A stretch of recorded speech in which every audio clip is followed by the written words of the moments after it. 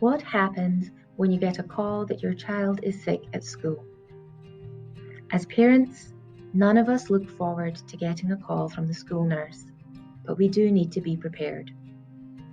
The health office at your school will contact you if your child is experiencing fever, shortness of breath, coughing that is not resolved with rest and sips of water, diarrhea and/or vomiting, sore throat with other symptoms, muscle body aches with other symptoms. We are asking that in that instance, you're able to pick up your child within 30 minutes if she is displaying any of these symptoms, for their comfort and to prevent the spread of illness. The health office staff will give you information regarding what to watch for with your child's symptoms, where you can go for testing if you should choose, and when they will be able to come back to school.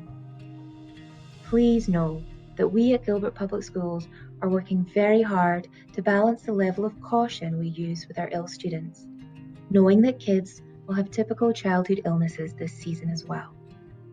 Please do not ever hesitate to contact your school nurse or health assistant if you have questions.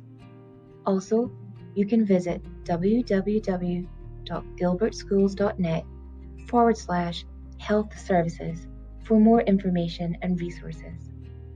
Thank you.